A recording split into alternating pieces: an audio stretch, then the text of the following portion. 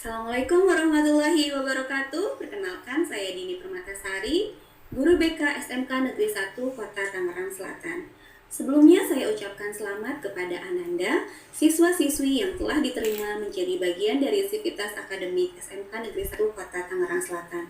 Saya percaya kalian semua anak-anak hebat dan berbakat, karena telah berjuang dan menjadi pemenang dari ratusan siswa lain yang sama-sama berkompetisi agar dapat diterima di sekolah ini. Sekali lagi saya ucapkan selamat, semoga Ananda dapat mengukir asa dan cita bersama kami di SMK Negeri 1 Kota Tangerang Selatan tercinta.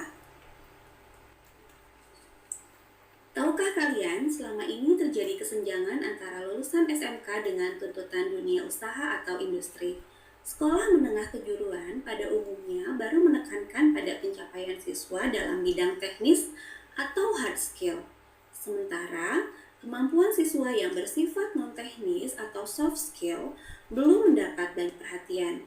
Padahal, kemampuan soft skill seperti bekerja sama, berkomunikasi, memiliki inisiatif, daya juang yang tinggi, kepemimpinan, mengelola waktu, dan kemampuan non-teknis lainnya sangat dibutuhkan oleh siswa atau lulusan SMK agar dapat bertahan, bersaing, dan berhasil di dunia usaha maupun industri.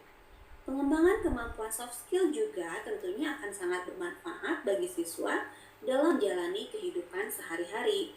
Dalam proses belajar di sekolah misalnya, selama masa pandemi seperti ini tentunya dibutuhkan daya juang yang tinggi agar siswa dapat mengikuti kegiatan belajar secara daring yang mungkin masih terasa asing, dan memberikan tantangan lebih bagi siswa dalam memahami atau mencerna pelajaran. Oleh karena itu, materi layanan pada kegiatan MPLS ini akan lebih memfokuskan pada aspek soft skill dengan tujuan mengembangkan daya juang atau adversity question siswa. Pada kesempatan ini, saya akan menyampaikan materi tentang daya juang atau adversity question. Tujuan dari layanan ini yang pertama, agar siswa mengetahui pentingnya daya juang dalam kehidupan sehari-hari. Yang kedua, agar siswa mengetahui tipe manusia berdasarkan teori daya juang atau adversity question. Ketiga, agar siswa memiliki daya juang yang lebih baik dengan mencontoh sikap tokoh-tokoh yang sudah berhasil di bidangnya. Tahukah kalian apakah daya juang itu? Daya juang atau adversity question merupakan kemampuan seseorang untuk dapat bertahan menghadapi kesulitan atau tantangan hidup. Sementara itu, Paul G. Stoll pada tahun 2000 mendefinisikan daya juang sebagai suatu kemampuan untuk mengubah hambatan menjadi peluang keberhasilan mencapai tujuan. Sebelum materi ini saya lanjutkan, saya akan sedikit bercerita tentang 3 orang sahabat yang melakukan pendakian gunung bersama. Banyak kejadian yang dialami oleh ketiga sahabat tersebut selama proses pendakian. Ada banyak respon yang berbeda dari ketiga sahabat tersebut. Nah, coba kalian amati respon apa saja yang ditunjukkan oleh masing-masing ketiga sahabat tersebut selama melakukan pendakian. Berikut kisahnya.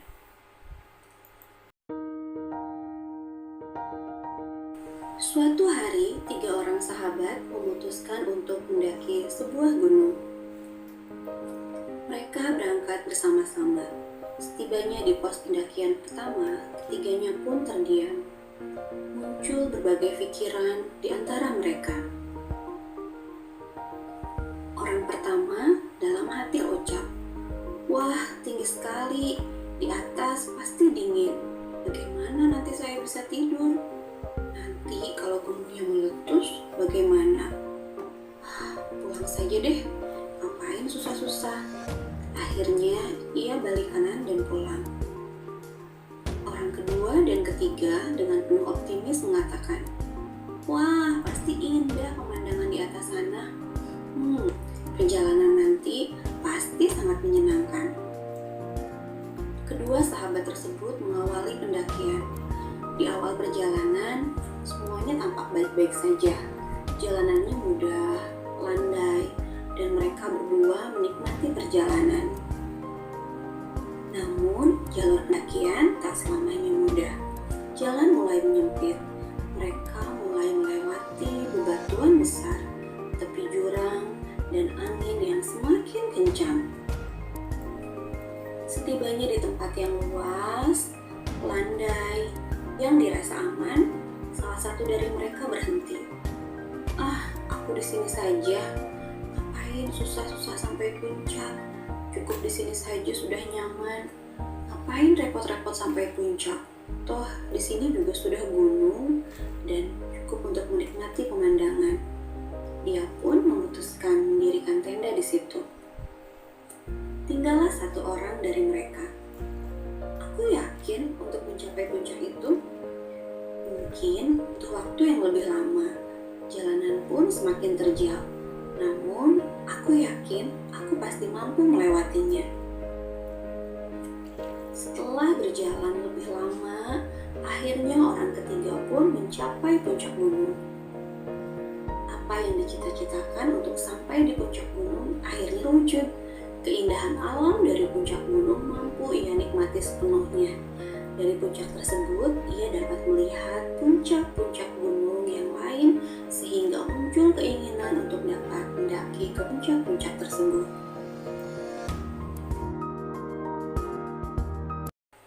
Nah, dari cerita tadi, dapatkah kalian menyimpulkan respon apa saja yang ditunjukkan oleh ketiga sahabat tersebut? Jika kita amati dengan seksama, kita dapat melihat respon orang yang menyerah sebelum mencoba untuk mencapai tujuan. Seseorang yang bersemangat, kemudian ketika dihadapkan dalam situasi yang menurutnya sulit, kemudian ia berhenti dan tidak melanjutkan perjalanannya. Ada juga orang yang meskipun menghadapi rintangan besar, ia terus bergerak maju, mencoba mencari jalan untuk mencapai tujuannya.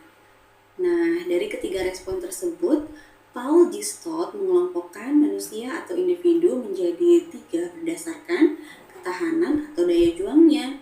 Ketiga tipe tersebut yaitu quitter, campers, dan climbers.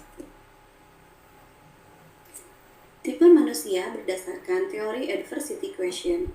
Yang pertama adalah tipe climber atau para pendaki. Yang kedua, tipe campers atau orang yang berkemah. Dan yang ketiga adalah tipe quitter atau orang yang menyerah.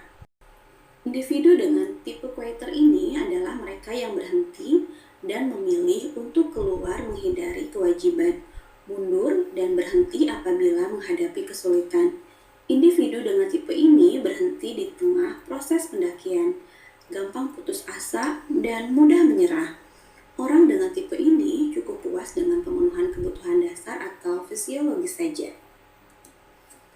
Ciri-ciri individu tipe quitters yang pertama, mereka cenderung meninggalkan impian-impiannya, lebih sering menyalahkan orang di sekitarnya, mudah mencari pelarian dari kesulitan yang dihadapi, cenderung menolak perubahan, sering menggunakan kata-kata yang membatasi dirinya, seperti saya tidak dapat, saya tidak mau, sepertinya saya tidak mampu, atau ini terlalu sulit bagi saya, dan lain-lain. Yang kedua, tipe campers. Individu dengan tipe campers mudah merasa puas dan tidak mau mengembangkan diri. Kelompok ini selalu menimbang resiko, sehingga menghindari perubahan dan merasa nyaman dengan posisinya saat ini. Orang dengan tipe campers setidaknya telah melangkah dan melewati tantangan, tetapi setelah mencapai tahapan tertentu, tipe campers akan berhenti meskipun masih ada kesempatan untuk mereka agar lebih berkembang lagi. Individu dengan tipe campers ini memiliki ciri-ciri yang pertama, mereka cukup merasa senang dengan sesuatu yang sudah diusahakannya. Kedua, melepaskan kesempatan yang sebenarnya masih bisa ia raih. Tipe campers juga tidak mau mencari peluang dan merasa puas dengan apa yang telah ia peroleh. Tidak mau mengambil resiko yang terlalu tinggi, dan mereka biasanya menggunakan kata-kata, ini cukup bagus, atau kita hanya perlu sampai di sini, dan lain-lain. Selanjutnya, tipe climbers. Orang dengan tipe climbers, mereka selalu optimis, melihat peluang-peluang. melihat celah, melihat harapan di balik keputusasaan, selalu bergairah untuk maju. Peluang kecil yang dianggap sepele bagi para climbers mampu dijadikannya sebagai cahaya pencerah kesuksesan. Climbers merupakan kelompok orang yang selalu berupaya mencapai puncak kebutuhan aktualisasi diri pada skala hierarki Maslow. Climbers ini tipe manusia yang berjuang seumur hidup. Ciri-ciri individu tipe climbers. Mereka menyukai tantangan dan perubahan, memahami tujuan hidupnya, mau belajar seumur hidup, membuat segala sesuatu terwujud, biasa menggunakan kata-kata, selalu ada jalan, ayo kita kerjakan, dan lain-lain.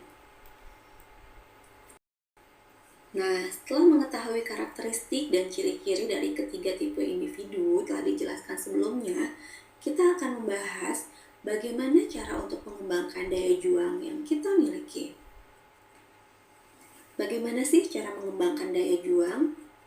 Hal pertama yang harus dilakukan adalah tekadkan komitmen terhadap suatu tujuan atau kesuksesan. Hadapilah rintangan dan jadilah proaktif. Mengendalikan rintangan dengan teknik lead, listen, explore, analyze, dan do. Listen. Listen artinya dengarkan respon Anda terhadap kesulitan. Lalu explore, jajaki asal-usul dan pengakuan atas akibatnya. Lalu analisis bukti-buktinya. Dan yang terakhir do, lakukanlah sesuatu atau ambil tindakan. Listen. Pada tahap ini yang terpenting, kita perlu mendengarkan respon diri kita terhadap kesulitan yang terjadi. Pertanyaan-pertanyaan yang bisa diajukan untuk memperkuat proses antara lain. Contoh masalah. Pertama, ketika kita menghadapi kesulitan dalam belajar daring misalnya, tidak ada kuota internet, jaringan bermasalah, bahkan tidak memahami materi yang disampaikan oleh guru. Contoh responnya, tidak ada yang bisa saya lakukan sama sekali. Ini berarti bahwa kontrol diri Anda lemah. Kemudian, saya memang bodoh sekali. Ini artinya Anda menyalahkan diri sendiri. Atau responnya seharusnya dia bisa guru, orang tua, teman, atau situasi yang harus disalahkan. Saya tidak tahu menahu. Anda mulai menyalahkan orang lain. Atau hancurlah semua hidup saya. Anda menganggap bahwa hidup Anda semuanya menjadi hancur hanya karena permasalahan, misalnya tidak mengerti materi yang disampaikan oleh guru. Atau respon berikutnya, segala sesuatunya tidak akan pernah membaik. Seperti itu.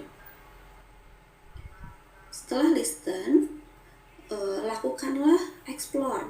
Pada tahap ini, kita menganalisa hal-hal apa yang bisa kita lakukan, termasuk terhadap kemungkinan yang paling kecil, untuk membuat keadaan menjadi lebih baik.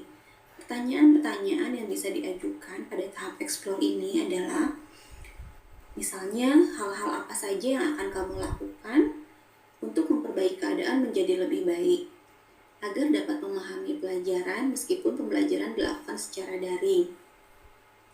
Atau kira-kira dalam waktu 1-2 hari, apa yang akan terjadi dari tiap jawaban nomor 1. Misalnya, apa yang akan terjadi jika kamu menyerah dalam pembelajaran daring? Sebaliknya, apa yang mungkin terjadi jika kamu berusaha mengatasi hambatan-hambatan yang terjadi selama proses pembelajaran secara daring? Kemudian, mana yang akan kamu pilih atau mana yang akan kamu lakukan? Pada tahapan explore, lalu analis. Pada tahap ketiga ini, hal-hal yang bisa dilakukan adalah pisahkan antara fakta dan asumsi yang ada. Mencampur adukan antara fakta dan asumsi ini akan membuat solusi yang kita ambil menjadi bias atau saru. Misalnya, hari ini kamu sedang mengerjakan tugas penting seperti membuat video gerakan atau teknik olahraga volley. Kamu sudah menghafal gerakan dan tekniknya. Alat peraganya, bola volley, sudah ada. Pada saat hendak membuat video, tiba-tiba adikmu berlari ke arahmu dan menanda voli tersebut hingga penyok atau rusak. Kemudian kamu merasa video yang kamu buat akhirnya menjadi jelek dan tidak maksimal di mata guru olahraga. Karena beliau tidak memberikan respon yang baik atau yang positif atas video yang kamu buat. Nah, faktanya di sini adalah alat peraga bola voli yang kamu punya itu rusak. Ini fakta.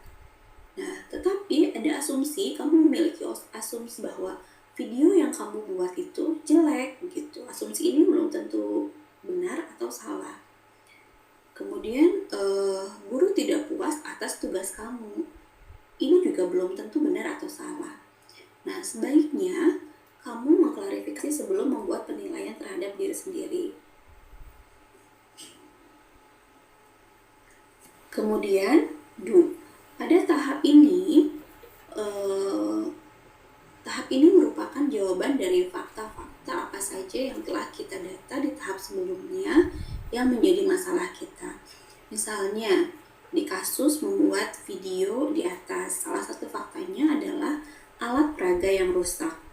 Maka, beberapa tindakan yang dapat kamu lakukan antara lain, alternatif A, meminjam alat peraga atau bola voli yang layak kepada teman kamu atau tetangga. B, menyiapkan alat peraga baru atau membeli bola voli baru. C, memperbaiki alat peraga hingga layak untuk digunakan kembali. Langkah berikutnya adalah memprioritaskan dan menuntaskan action yang akan kita lakukan. Ada 4 hal pertanyaan mendasar. Action, mana yang akan kita pilih atau kita lakukan terlebih dahulu? Bagaimana cara melakukannya? Kapan akan dilakukannya? Dan siapa yang akan melakukannya? Misalnya yang kamu pilih adalah alternatif A. Kamu akan meminjam alat peraga yang layak kepada teman atau tetangga. Maka yang harus kamu lakukan pertama adalah menghubungi teman atau tetangga yang dapat meminjamkan bola voli. Kedua, kemudian kamu mendatangi teman atau tetangga dan berbicara dengan baik serta berjanji untuk menjaga barang yang kita pinjam. Yang ketiga, kapan akan dilakukan? Misalnya kamu akan mulai menghubungi dan mendatangi tetangga kamu atau teman kamu pada minggu ini di hari Rabu sampai dengan Jumat. Siapa yang akan melakukan? Saya yang akan melakukannya, seperti itu. Nah, seseorang dapat mengubah keberhasilan dengan mengubah kebiasaan berpikirnya. Perubahan yang diciptakan dengan mempertanyakan pola-pola yang lama ini secara sadar akan membentuk pola-pola yang baru. Nah, untuk menguatkan materi layanan hari ini, kalian dapat menyimak video tentang daya juang berupa motivasi, film dokumenter maupun kisah inspiratif dari tokoh-tokoh yang telah berhasil yang mungkin kalian kenal. Semoga setelah menyaksikan video tersebut, kalian jadi termotivasi dan memiliki sikap daya juang yang lebih baik lagi. Selamat menyaksikan!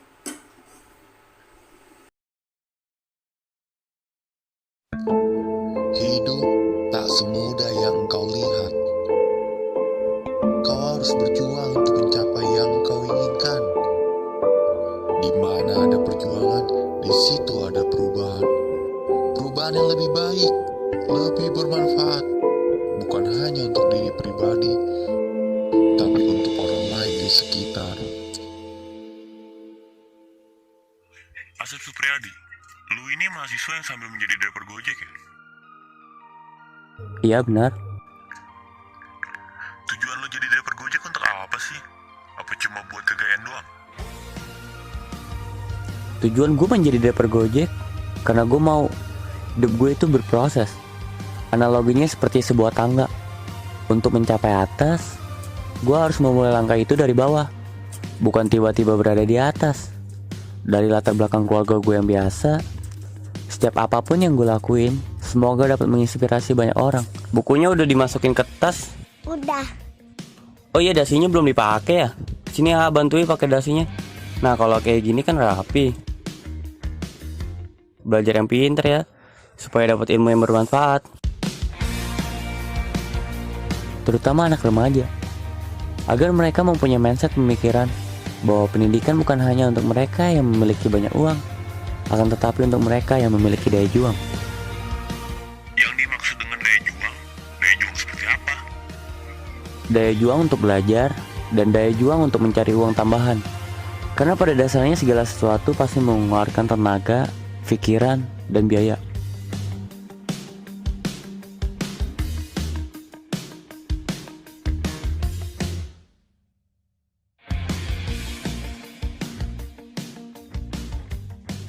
Lu ini kuliah di jurusan DKV ya?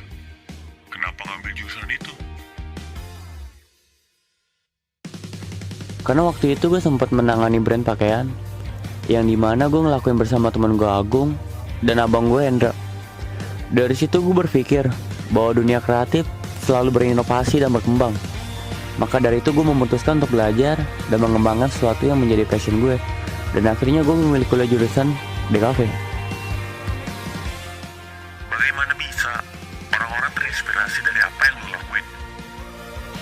Di era digital seperti saat ini, anak remaja lebih menghabiskan waktunya dengan gadget dibandingkan dengan kehidupan nyata. Untuk itu gue memanfaatkan media sosial untuk bisa menginspirasi mereka, baik dengan karya visual maupun audiovisual.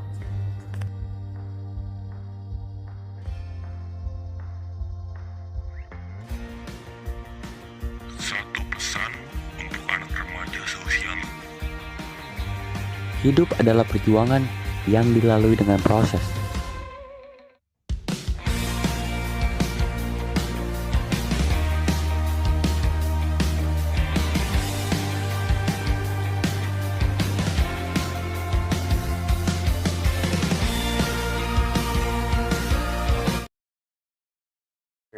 Old. Don't worry. Any mistake is an income, is a wonderful revenue for you. So I told myself and told my young people, before 20 years old, be a good student. When you do entrepreneur, just learn some experience. Before 30 years old, follow somebody. Go to a small company. Normally in a big company, it is good to learn processing. You are a part of a big machine. But when you go to small company, you learn the passion, you learn the dreams. You learn how to do a lot of things at one time. So before 30 years old, it's not which company you go, it's which boss you follow. It's very important. A good boss teaches you differently. And from 30 to 40 years old, you have to think very clearly, you're working for yourself. If you really want to be an entrepreneur. When you're 40 to 50 years old, you have to do all the things that you are good at. Don't try to jump into the new area. It's too late. You may be successful, but the rate of dying is too big. So 40 to 50, think about how can you focus on things that you are good at. But when you are 50 to 60 years old, work for the young people. Because young people can do better than you. So rely on them, invest on them, making sure they're good. So when you are over 60 years old, spend time for yourself. On the beach, sunshine, right? It's too late for you to change normally. But this is my advice to the young people. 25 years old, make enough mistakes. Don't worry. You fall, you stand up. You fall, you stand up. Enjoy it. 25 years old, enjoy the show, enjoy the show. I did not have a rich father. Tried 3 times for university, all failed. I applied for Harvard for 10 times, all failed. They don't even want to see me. For the last time, I went to the Teachers College, which was considered the 3rd or 4th class of my city. So I applied jobs for 30 times, got rejected. It was so difficult at that time. I was so frustrated because I taught in the university. My pay was $10 a month. Because I could not find a good job. In 1994, discussed that I'm going to do something called internet. And 23 of them against it. They said, this is a stupid idea. We have never heard about internet. And you know nothing about computer. And I never thought I was smart. Nobody believed that I could be successful. Because everybody say, well, this guy think differently, think crazily, they think about something never work. I tried to borrow $3,000 from the banks. Took me 3 months, but I still cannot get it. We talked to over 30 or 40 venture capitalists. Everybody said, no, forget it. A lot of people said Alibaba is a terrible model. As I said, I believe it. I think this thing could be big. I never thought it would be that big like today. But I believe that something is waiting for me there. And I have to work hard to prove myself. That was the tough experience. So we gathered $50,000 from 18 founders. We started. For the first 3 years, we did not have even $1 revenue from our business. It was not easy. Why it keeps going ahead, going forward? Because I received lots of email of thanks from the customer. They say, this is such a great thing. We cannot pay you, but this thing helped us.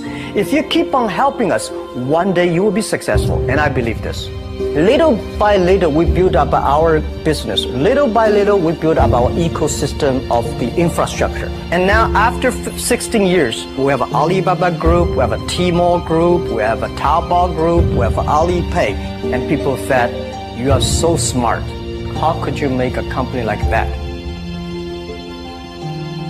Bill Gates, Warren Buffett, Jack Welch, Larry Page, Mark Zuckerberg. The difference between those people and other people, they are always optimistic for the future. They never complain. They always try to solve the problems of the others. When you're optimistic, it's always opportunity. People, same here today. Jeff, where's the opportunity? I don't have a job. I don't have this. I don't have that. We are at the best time of this century. The best assets you have is that you are young. Don't complain. Let the other people complain. The opportunity always lies where people complain. Think about how you can make things different. Is there anything I can do that make the difference? And then when you think about this, start to do it. I saw a lot of people, young people, have fantastic ideas every evening. But in the morning, they go to the office same again. Being an entrepreneur, you have to do the things before the other people do. You have to wake up before the other people wake up. You have to be more brave than the others. Use instinct. Everything you do is to the need of the customer. To everybody, to any person, tomorrow is new. Make the move, make the action.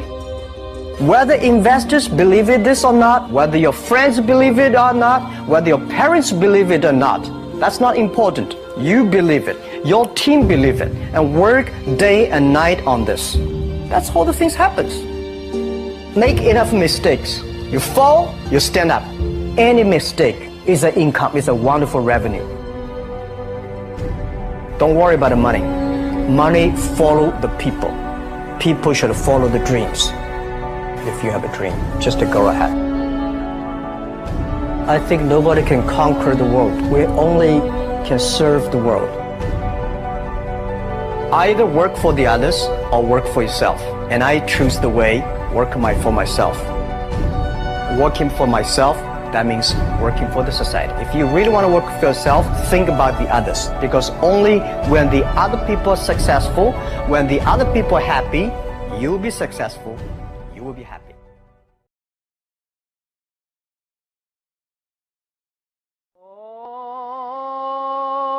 Allahu Akbar, Allahu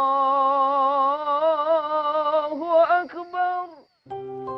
Khairul Tanjung terlahir dari pasangan Abdul Ghaffar Tanjung dan Halimah pada tanggal 18 Juni 1962. Anak kedua dari 6 bersaudara ini tumbuh besar di Gang Abu, kawasan batu tulis yang menjadi kantong kemiskinan di salah satu sudut kota Jakarta. Dibatasi dengan dinding-dinding sempit inilah 8 orang keluarga Khairul berdesakan. Ia juga harus berbagi ruang hidup dengan para tetangganya.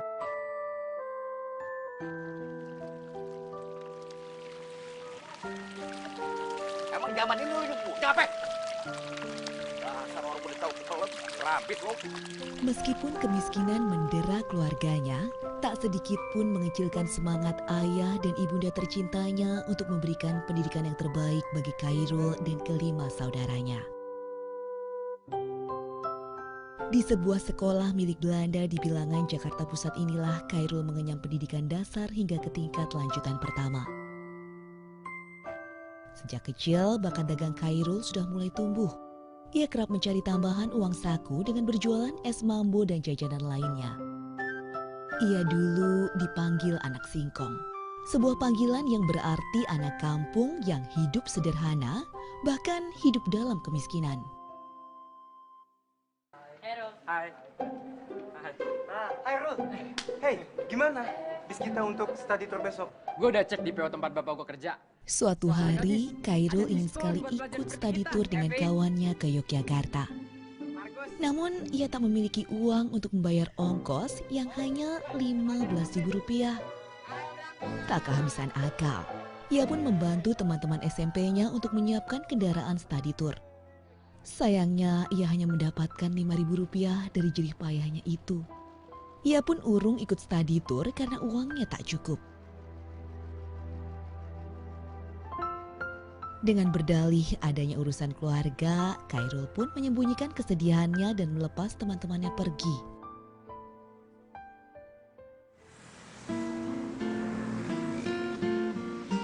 Selepas masa SMP, karena desakan ekonomi, Khairul tak lagi bisa bersekolah di sekolah swasta. Khairul memilih mengenyam pendidikan lanjutannya di SMA Negeri 1 Budi Utomo, Jakarta. Inilah sekolah yang menyimpan kenangan masa remaja yang sangat indah. Kenangan yang ia simpan dalam-dalam hingga sekarang. Tak jarang ia menghelat acara temu alumni. Tak hanya untuk sekedar melepas kangen atau silaturahmi, tapi juga menghimpun potensi alumni Budut untuk bakti pada negeri. Tentu ia tak pernah melupakan pahlawan tanpa tanda jasanya. Dalam sebuah kesempatan bersua dengan guru tercinta, ia mengungkapkan rasa syukur dan terima kasihnya pada guru yang telah membimbingnya.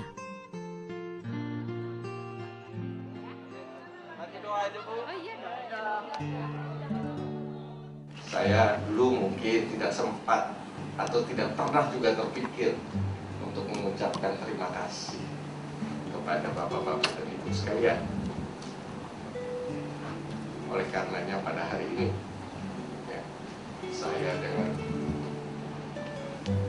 segala kerendahan hati ingin menyampaikan rasa terima kasih saya sebesar-besarnya kepada bapak-bapak dan ibu sekalian. Mudah-mudahan amal dan kebaikan bapak-bapak dan ibu sekalian mendapatkan balasan dari Allah Subhanahu wa Ta'ala.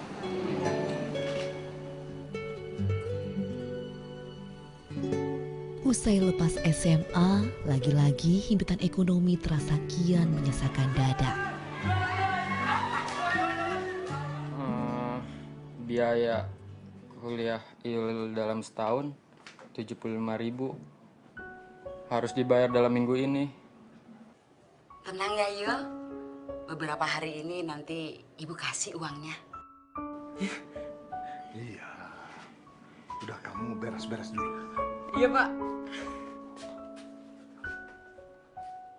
Berbekal uang dari menggadaikan kain halus kesayangan ibunda tercinta, Khairul akhirnya bisa duduk di bangku Fakultas Kedokteran Gigi Universitas Indonesia. Itu hasil dari ibu menggadaikan kain halus ibu. Peristiwa tersebut sontak menjadi tamparan besar di hidupnya. Sejak itulah terpatri keinginan dalam diri Khairul untuk bisa keluar dari pelik kemiskinan yang mengungkungnya. Dan serius ya nak? Kepandaian Khairul melihat celah akan adanya peluang bisnis terasah dengan cepat di masa kuliah. Berapa kok? Makasih kok.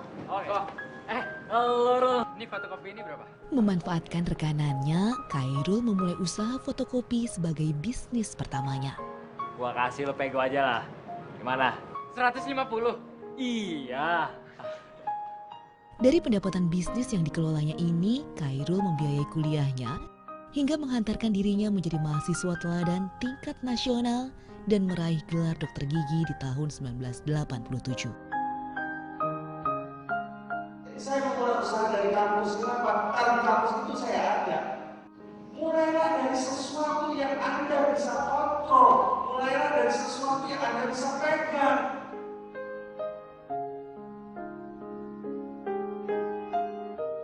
Alih-alih menjalankan profesinya sebagai seorang dokter, Khairul Tanjung memilih untuk menekuni dunia bisnis. Insting bisnis yang kuat menuntun dirinya merintis sebuah pabrik sepatu. Setelah 3 bulan terlunta-lunta dalam ketidakpastian, bisnis alas kaki miliknya ini mampu menggerakkan roda perekonomian dan berkembang pesat. Tahun 1994, Khairul memilih untuk meninggalkan rekanan dan industri yang tengah digelutinya itu. Khairul Tanjung melangkah pasti seorang diri merintis impiannya menjadi pengusaha yang sukses dan mandiri.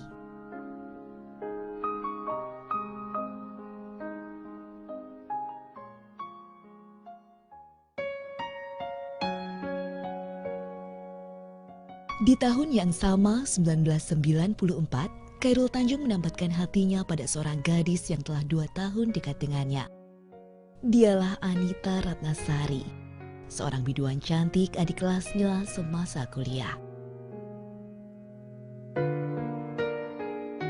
Latar belakang keluarga yang berbeda membuat rumah tangga yang dijalani Khairul bersama Anita terasa berwarna.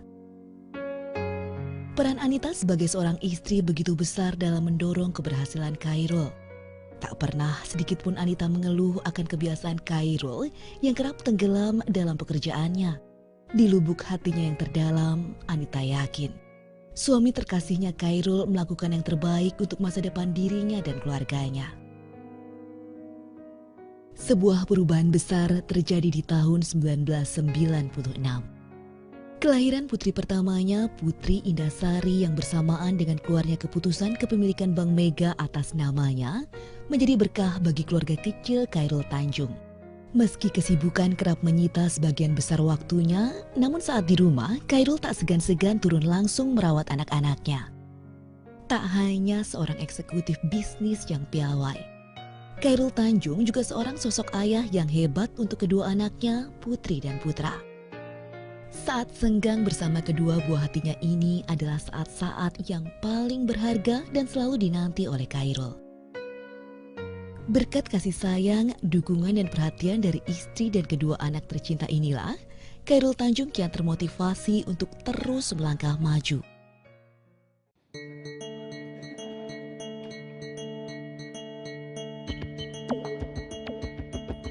Semangat selalu menyala-nyala. Begitulah Khairul Tanjung. Sebagai seorang pengusaha, visioner, dan juga ketua Komite Ekonomi Nasional, setiap keputusan dan pergerakan Khairul kerap melahirkan inovasi yang mengguncang. CT Corp adalah bukti nyata buah manis dari kerja keras dan pemikiran bisnisnya yang cemerlang. Dalam banyak kesempatan, ia selalu mengawasi dan memberi motivasi bawahannya agar kompak dan memiliki esprit de corps. Proud terhadap the company di mana dia bekerja, work, ya, bangun spirit of militancy. Ya. Coba bayangkan, karena militan teroris mau bom bunuh diri, dia mau mati untuk tujuannya. Itu militan. Ya. Itu militan yang negatif. Kita mau militan yang positif. Dia nggak perlu mati buat perusahaannya. Saya nggak perlu minta sampai saat ini, sampai begitu. Cukup setengah mati aja.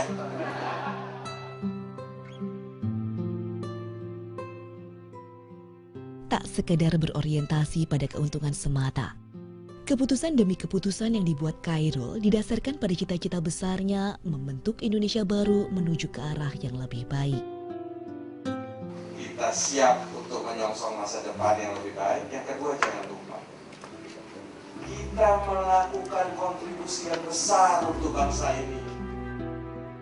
Tak ayal di penghujung tahun 2011, Globe Asia menobatkan Khairul Tanjung sebagai Man of the Year.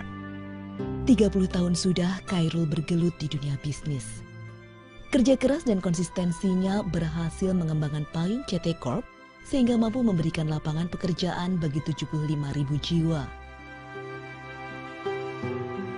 Namun Khairul tak akan pernah lupa dari mana dirinya berasal. Ia membangun CT Foundation, sebuah yayasan yang menampung dan mendidik anak-anak kurang mampu namun memiliki potensi. Kepeduliannya ini semata-mata ditujukan untuk mengentaskan mereka dari belenggu kemiskinan. Satu hal yang Khairul selalu ingat, kesuksesan yang diraihnya ini tak terlepas dari doa dan dukungan sang ibunda terkasih Halimah. Dari Halimahlah Khairul belajar arti sebuah perjuangan hidup. Dari Halimah jua Khairul membangun mimpinya. Baginya, ibu adalah permata yang selalu ia simpan di lubuk terdalam hatinya. Setiap doa dan langkahnya, ia persembahkan bakti yang paling tulus untuk ibunda tercinta.